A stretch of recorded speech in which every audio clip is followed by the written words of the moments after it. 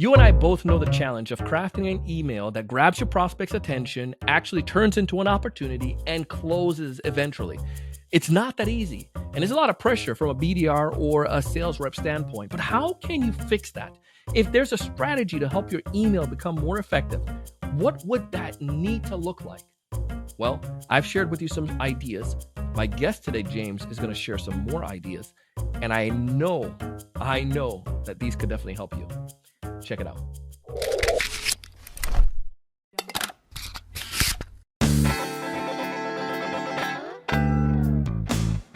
Hey, everyone. Welcome to another great episode of the Sales Evangelist Podcast.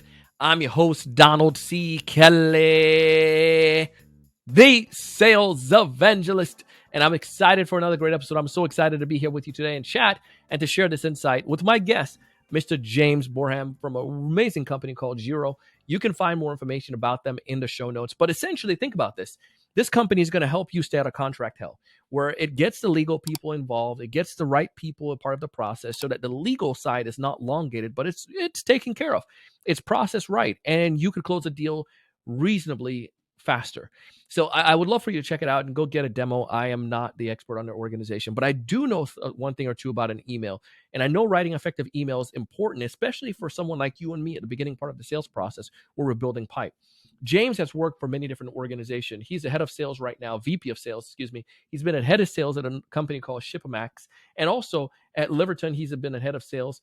And he's worked with Citigroup as an analyst. So he comes from an analytical standpoint. He comes with a sales perspective, as well as his ability to be able to lead teams. So he's seen a thing or two when it comes to writing effective emails. So today he's going to break out 5 ideas, 5 principles, 5 strategies that can help. And he'll tell a story, but in their organization, they started to analyze. They looked at all of their emails, all of their thoughts, the ideas, and saw what was working. And then they went about fixing it. And that led to where we are today with the emails, ideas that he has. So let's dive in and check it out. James, welcome to the show. Great to be here, Donald. Thanks for having me. Well, I'm really looking forward to this conversation. Going out and doing email outreach and building pipeline is something that we are just like, we're passionate about.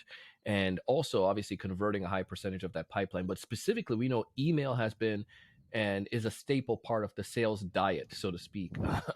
And however, there's got to be a way to do it better, like to increase the open rate, increase the reply rate, and then naturally help us to close deals faster. I want to pick your brain a little bit on that. I bragged about you in a teaser and why I felt that you're so awesome to talk about this topic with me. But tell us a little bit more about what you do right now, man. Yeah, certainly. So, I'm James Boreham. I run the sales organization at a company called Zero. I've been with the business for 3 years. I'm their VP sales, and I've got a sales team under me of around 25 people. Love it. What do you guys do exactly? Absolutely. So we work in contract automation for scaling companies. So we help accelerate sales cycles, so get sales teams to agree their contracts faster. And also we help better enable legal functions and supportive functions as well, like finance as well there. So all things contracts will automate for these businesses. And we know going into contract hell is no fun. It absolutely isn't. We need good people like you to help us to get through those. Every sales rep on this call know exactly what we're talking about when we talk about contract hell. Exactly that. But let's go ahead and dive into this. And we're going to put a link back in our show notes so folks can get back to look at you guys and to see how potentially you can help their organization as well, if that's cool. Yeah, absolutely. Okay. So one of the things I want to touch base on is just let's highlight this challenge, because every sales rep, everyone on this call, we know that the email is important, but we know open rates are decreasing, reply rates are decreasing, people are getting more annoyed and anxious when it comes to email. That's the problem I'm seeing. What are some of the challenges you guys are seeing right now from your perspective, VP of sales, leading a team 25? What are some of the challenges initially you're seeing from prospect when it comes to email? Yeah, I think definitely the big one that screams out in asking that question is, and me ultimately answering it, is people are flooded with information, never more than at this current stage, meaning that if you were thinking about how many notifications you get on the average smartphone in an average day, it's got to be in the hundreds, if not the thousands, when you put it all together. Oh, I turn them off, bro. Exactly. Yeah, most people do, right? The majority of So them coming from Slack too, right? exactly, things like Slack, things like email, all social media stuff as well. So I Yeah. think really to cut through that is what we're striving to do, and we'll come on to some of the ways in which you can do that. But I think that's probably the biggest challenge is that we're so stimulated that actually catching someone's attention is all about timing. It's all about getting the right messaging to the right person at the right time. I think the challenge that presents to a sales organization is how do I offer that messaging to the right person at the right time, but in a scalable way? So if you Mm. gave people, a day to write one incredible email that will get a reply, they might be able to do that if we take an extreme example, but you need to make sure that the activity levels are high enough, the yield's high enough. So how do you do that en masse? And I've got some tactics that I would recommend today. And I want to jump into those tactics, but I'd love to Yeah. hear like what went into just more along those lines because you guys solved that problem. How did you first recognize it? Did one of your BDRs, did you guys see numbers slip, or was it just like with your leadership team that you guys started discussing, like, guys, we got to fix something? When did that happen? And help us get context in that. Yeah, I think how we started thinking about this is we mapped out exactly all of the different conversion rates and steps between like how many emails are we sending, how many opens are we getting, how many replies are we getting, like what do those replies lead to, and just broke everything down in quite a mathematical and methodical way, segmented that as well, looking at pockets there. And when you get open rates up and when you get reply rates up, the effects can be transformative to growth. So really breaking down what would a 5% increase in my open rate on the most common cadences that all of our reps use do to growth, like being able to answer Mm. those types of questions and learning where to place your eggs in which baskets is really how we've been thinking about that. So yeah, digging into the numbers first and letting that guide you, I think is a good starting place. Let's talk about those solutions now. Maybe you can give us a Yeah. high overview, just in like 5 seconds, what those things are, and then we can dig down into each of them if that's cool. We'll take some Yeah, time on each of absolutely, them. absolutely. So the five that I have, and some will be more Sure. common than less common than others. But firstly, bear in mind that emails will be opened on a mobile device. Is the first one I had. So keep your subject lines short and intriguing. Second is write in a way that sees you and the prospect as equals, which I'll elaborate on in a second. Third, show commitment from your side. Fourth, keep communication actionable and objective. And five, don't be afraid to follow up with one-liners. All right, I like this. You got my attention at hello on this already. So um, let's go into each of them. um, Cool. let's go into the first one there.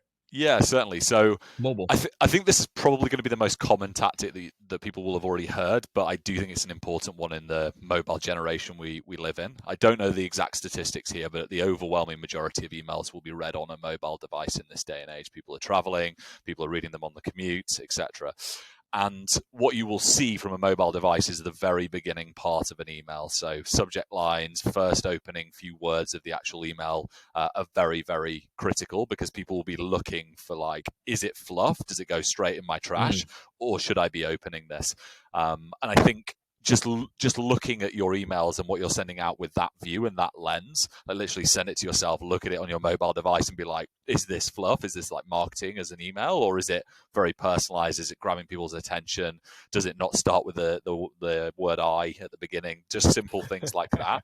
Um, just keep it short, keep it intriguing as well. And if you can personalize a bit, that's perfect. So an example you might use in a subject line is someone's name. So if you use someone's name, it's short, it's intriguing. You've got to have a good reason and a trust building reason why you're using their name. But if you are and it's relevant, then I would look to use that, and not necessarily the prospect's name, but maybe someone in their team's name. It's quite intriguing. Like, what is this person emailing about this other person in my team about? Probably going to open that, and if I can loop that back to the content, then I think that's quite interesting. So if it's like, say something to the nature of, I'm making this up, emailing you, Yeah. Donald said that Donald said to email you. I mean, it's a simple one, but or something like Donald mentioned your desire for growth. Yeah, you If could you, literally just go with their name. Like, honestly, you could just be yeah, like, so for example, if Sure. someone emailed me with like one of our most experienced reps' names as the subject line, I'm probably going to open that email. Oh, just I'm their like, name. yeah, Just yeah, their yeah, name. yeah. And, Dang. All right. and I wouldn't necessarily always do that, right? But like that's an Yeah, example of a short, intriguing subject line that probably someone's of going to course. open. And you might more in the first line of the email go something like, "Just read a post made by X in your team. Like really stood Donald. out that this was a priority for you, and like go into some detail on that. And the person's probably going to open it, and if you can loop it back to an honest reason why you're reaching out, that's a good example. There are other examples. We don't just use people's names on our outreach, but Yeah. it's just trying to evidence the point, I guess. Great. So I love that. So consider mobile device. Understand the idea of using that name. Structure that right out of gate. Going along the mobile device, though, I've heard conflicting things in the past, and I've shared different stuff in the past. I'm changing my philosophy right now, but long emails versus short emails. I've heard long, obviously initial long ones, like don't want to make it too long. Then I've heard people say, Donald, the email is good enough. It doesn't matter for the length. And then I've heard, keep it short because again, it is mobile device, and somebody's going to need to make a decision quickly. What do you guys have seen on the data for your organization? Rule of thumb. Yeah, this is really interesting as an area. I think this Yeah, depends massively on your buyer and the persona you're selling into. So we sell predominantly interesting. into in-house legal teams, but also sales leaders and sales operations teams and things like that. For a lawyer, when we're emailing them, they are used to reading lengthy text because they're used to reading contracts, right? So we can go quite long there, right? And it makes total sense. Like it really feels very natural. Sure. You can go long. Again, like objective communication, very clear, non-salesy language is going to work really well for a lawyer. Whereas with sales, you're probably going to have to get more creative, I imagine. So they're going to be sold to a lot more. They're going to be very used to being sold to. They know what good sales looks like. So there, I'm going to be upping my creativity. I'm going to be simplifying things. I'm going to make the messaging very clear.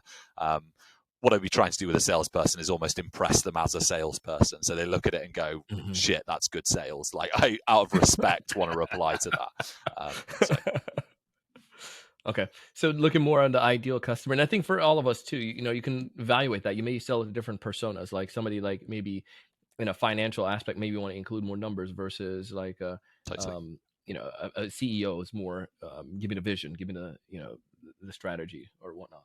Exactly that. Awesome.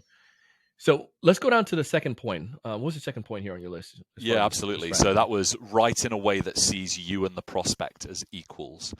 Um, the story I have here, which I think just brings this to light. So I Yeah. started my career in investment banking, and as a 20-year-old who's just graduated, I was working on a trading desk, and I was like, what information do I have that's of value to portfolio managers who have been in finance for 20 years?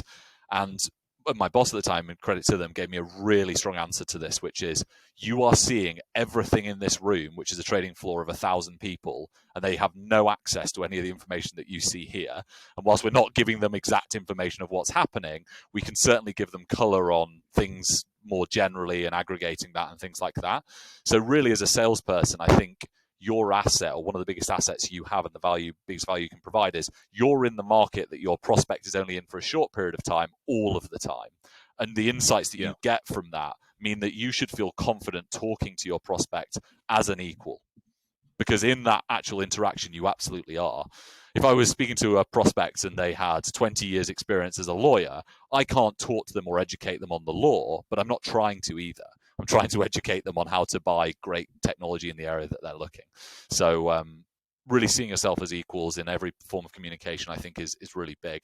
And what that allows later in deals is that you kind of command respect because you're seen as a trusted advisor. You're seen as an expert in that field that can advise someone. I watched an amazing YouTube video on this, which was a Goldman Sachs investment banker. Not typical YouTube content that I watch, but it caught my attention. What this person was saying is that once you're an advisor for someone in one area, you can actually advise them in many areas because they then trust you as an advisor generally. And one big thing in their principles as an organization is trying to actually advise people consistently in different areas.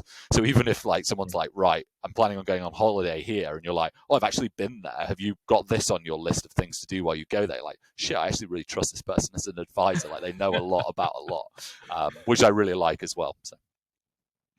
That's very powerful, and I think that helps to change the way that you like you said, go back to say to write the email. I'm not coming in subservient and begging for a time. I'm coming in Exactly. where I might share something now compelling because I know stuff that you don't know. And again, I share this with our clients all the time. Is or my when we do coaching and training, it's like your prospect don't know how to buy the thing. And I had a Yeah. similar situation when I sold software. I was speaking with someone in banking, and I was like, I have no right speaking with this executive. But I knew more about that solution. It was document management. We're helping the bank go paperless. I knew more about paperless than they did, even though I probably was doing this for like 6 months, because they didn't do it 6 months, 9 hours a day. Yeah, you exactly know, that. so so I had insights I could share with them on that. But it's a good point on that. So we're mobile first. We're structuring our emails effectively. We're writing as equal to that prospect, and we're bringing that, sharing that insight. What's the third point? Third point is showing commitment from your side. And Oh, I think you can boil this down in email specifically into doing good research, really going into effective personalization on their organization, showing that you've done your homework, and show them that you're the type of person they want in their corner when they're working through challenges in their business. And I think this can make a massive difference. And the reason why is because if you show commitment on your side to really going that extra mile and doing more than most people are doing, most people that are operating and trying to sell to them, then they will do more for you as well, and that will be reciprocated. So I think you can think about a lot of these tips that I have as how do we build reciprocal action, and how are we getting people to a level playing field? And I think showing commitment from your side is a really, really good way to instill showing commitment from the other side as well. And I think there are so many interactions in life that are like this, where if someone on the side where you're getting a service or someone is providing or selling to you, and they do something that really is impressive, they go out of their way, they're really thinking through things clearly, thinking about your problems, they're hitting the right tones, it's really hard to ignore that, because you're kind of like, I'm honestly just impressed by their hustle and their effort. And I think, again, that's a really, really good place to be as a seller, because when it comes to actually getting that customer to value, you're representing your organization, and they'll buy into the fact that your organization will also be like that as they're trying to solve a business problem. So go back to this, because you mentioned this a little. You mentioned something to tie back to this early on. Yeah. We got to think about the numbers, Yeah. and we got to think scalability. I just did an episode on something relevant, something tying back to this too recently on relevancy. But the point here is, it's a conundrum, I feel, because and maybe we can solve it here today. But what level of personalization do I need to do without necessarily having my rep spend all day on one email?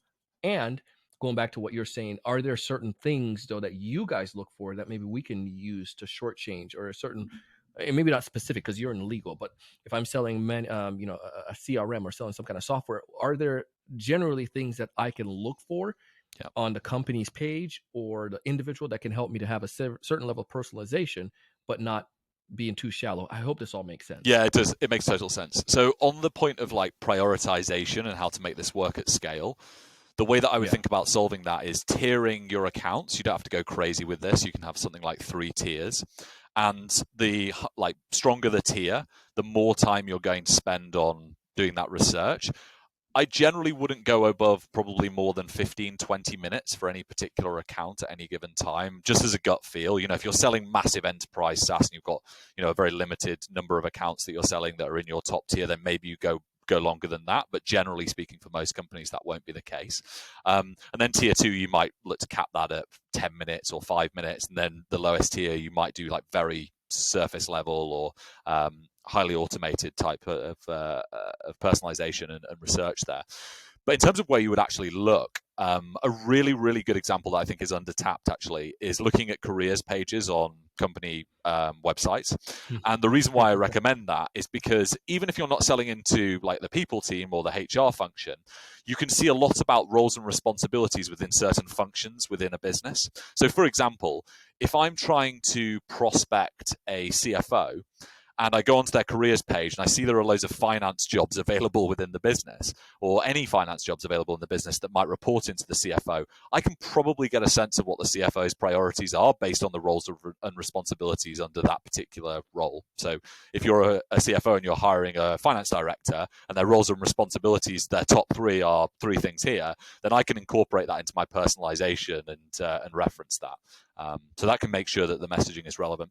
Another thing I really like is just being interested in the company and the business. So thinking about what are they releasing in press releases, statements, who's saying what, why are they saying it, what's the direction, how does that tie into the business units that I'm trying to prospect.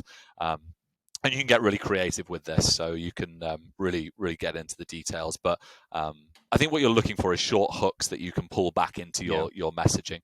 They do need to be authentic. I think people can sniff out if you're like really over engineering it and it's not actually the real reason why you're reaching out and things like that. So it does have to tie in. You can't be like, your CEO just said that and that's not relevant to what I'm saying at all, but I just wanted to let you know I did my homework.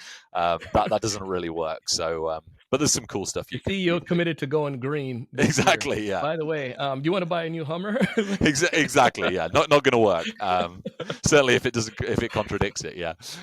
Yeah. So cool. But this makes sense, though. I think the principle there, going back to, you're sharing principles, and the principle here is, again, understand who I'm writing to, and then finding those hooks that are out there that I can cling on to that can really tie relevance to what I'm bringing to the problem that I'm trying to solve.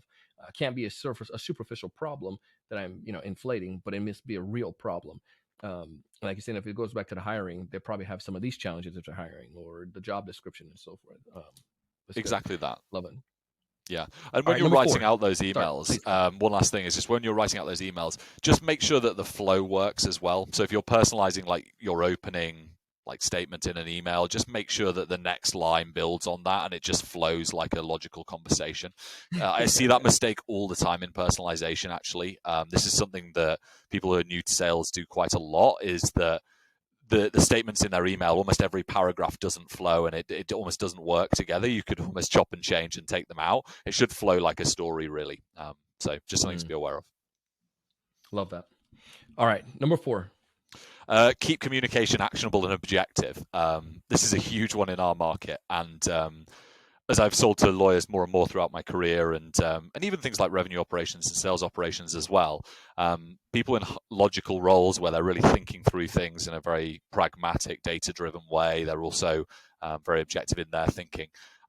Just being short and clear and concise, but also doing it in a way that just isn't salesy. I would try and stay away from being salesy in email. I think in calls you can build in more of that rapport building, that human instinct, the natural sort of enthusiasm. Whereas on an email, I personally would leave quite a lot of that out. You don't want to be completely robotic, so don't be afraid to add a little bit of personality, but I wouldn't be salesy with that or heavily salesy.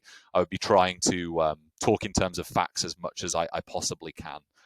So again, that's where things like facts and figures can help you, but certainly where things like quotes can be very useful, because that is a factual statement if it's quoted from somewhere. So yeah, clear, objective, actionable communication as well. So it's very clear what your ask is, what your call to action is, why you're reaching out, etc. Can you give us an example of how you guys use this right now, or one that you have? And I'll put you on the spot here. Yeah, good question. I can. So we produce quite a lot of content as a business that adds value to the communities that we sell into. And as part of that, we do market research on challenges faced in the market at that particular time. And one of the statements that we use quite a lot when we're selling is that something like 80% of in-house teams, legal teams, experience that they're bogged down in low-value contract work day to day, and that prevents them from doing more strategic tasks. Do you find this is the case for you guys as well? And the reason why I like that, and we would generally use that in probably more of a call rather than an email, but I think you could potentially apply it to both as an example, is because you can argue and go down different, not argue, but you can make the point either way to how the prospect answers. So if the prospect says, actually, no, we're not tied down in low value contract work, it's like, okay, it sounds like you guys have come up with something to solve that. That's really impressive. Most businesses I speak to haven't done that. How are you guys doing that at the moment? And you can really start digging into that. Or alternatively, if they haven't solved it, it's like, right, okay, we can really help here. So if you can build a factual statement that is based on market like knowledge and information that you have that is defendable in terms of its source, and then you can ultimately ask a question around it that allows you to be able to answer regardless of what the response is, and still open a conversation. I think that's a pretty good way to start. I like it.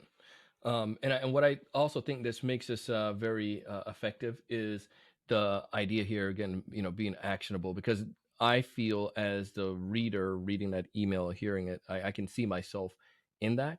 And I can see that there, obviously this is a challenge that that would need to be fixed. And I think that's the actionable part there. There's a way. I'm not just presenting to you a problem. I'm presenting you a way to fix that, essentially, or piquing your interest on a way that we can fix that. So it's Exactly, good. and I think piquing the interest on the way to fix that. It doesn't necessarily have to be a harsh call to action at the bottom of the email, which is like, do you have 5 minutes tomorrow, or something like very, very like specific. You can even say a time at 2 p.m. tomorrow. It could just be like, would this be something of interest to you at this time, or something that's just a little bit softer, Yeah. that just is asking for interest or curiosity from the other side. But you're still clear in the ask there in doing that. We've seen that to make a much better communication and response rate for us, actually internal. Like you said, it's just almost like those one question replies, because that's all you need right now, because that stimulates the conversation rather than not getting anything at all. Yeah. Um, so Totally agree. that's I think in the first instance, from outreach, really, you're looking for responses, really. If you can yeah. get responses in some form of interaction. And that's why I really like measuring teams on, like, how many conversations are you having? Email, Yes. phone, whatever, like how much are you actually talking to the market we're selling into? Oh, come on, man! You're singing my tunes. We call those meaningful MC, meaningful conversations. Like getting some good stuff from that. I love it. All right, take us home, James. What's the last piece here? A part of this Yeah, so our follow up with strategy. one-liners and don't overcomplicate. So I think sometimes with emails, there is a temptation to almost craft the perfect email that no one's ever thought of before, and try and unlock the silver bullet. And I like this expression that I read the other day, which is basically like silver bullets belong in the fiction aisle, which is like they're not real here. So um, I think the way that I think about following up with one-liners, and this is actually really true within deals as well as it is actually in cold emails, and actually as part of prospecting, is some of the best ways to drive deals forward and conversations forward, in my experience, are just simple, short, sharp question, like one-liners, just very clear. Like, it might be, let's say, that a deal that you've got in the pipeline is having a key meeting to discuss the project that you're trying to work on with them, and they've just had that meeting. I'm not going to follow up with something really long there. I'm just going to keep it like super, super simple, like, John, did the meeting go as planned today, or something like that? Or like, what were the outcomes from today's meeting? Like, can I help address anything that came out as a challenge, or whatever it may be? I'm just going to keep things really simple. And I think you can build that into your prospecting as well. Some of the best reply emails that we have are like second touches or fourth touches to emails, where actually they're not the core content to the email themselves. They're just little punchy one-liners to follow up on a great previously written email. And they're some of our highest performers. Love it. So good. Oh, one-liners. Those key getting those good reply back. I love this. Overall, you framed us, gave us a good frame today that we need to follow. Make sure we focus on mobile. Write to your prospect as your equal. Communicate. Commitment. From your point, having some kind of commitment from that standpoint. Have communication that open and actionable, and then follow up on one-liners. Or don't be afraid of those. Um, but all of this, it seems like it's perfect here, and I know we can stay on for longer and to chat. But if there's any sales reps or sales leaders listening to this episode and they're trying to get what's listen to this whole thing, but if there's one major thing they need to take and start today to start closing, actually, let's back up from you guys adopting this. What change did you see overall from adopting this method or adopting these principles in your sales? Look at it like a couple years ago to where you are today, right now. Um, how did Yeah. these increase the open rate, and then how did this increase business? Yeah. I think the way I would explain this is each of these points and how we orient the sales process and what we're doing here is to make it easy for the customer to buy and put us in a position of power in those interactions and conversations, so we are a trusted advisor. And I think that is transformative to the whole sales process. So I had this good example I was thinking of coming into this, which is we signed up an account about 2 years ago, and cold outreach was the sort of source of the deal. And it was an email from one of our BDRs who reached out to a US, it's actually a unicorn scaling company. And it was a beautiful case. Honestly, it was so nice. And that person, 2 years after buying Duro, still referenced that original email they received. It was the very first email that they were sent by a BDR as well, in that purchasing decision. And they were like, I knew you guys would be great to work with from the first time that, in this case, it was someone called Sam, reached out to me. Like the messaging was on point. It was so clear. It was so trustworthy. Like, I knew you guys would be great to work with. And they're still mentioning that 2 years post-sale.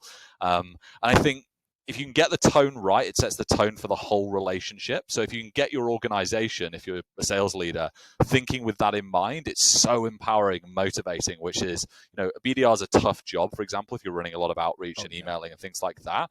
And if you can get that person and those people thinking like, actually, the interactions you're having with prospects set the tone for the whole relationship with this customer. So go into it with that in mind, that you're one of the most pivotal people in the whole relationship we will have with every new customer.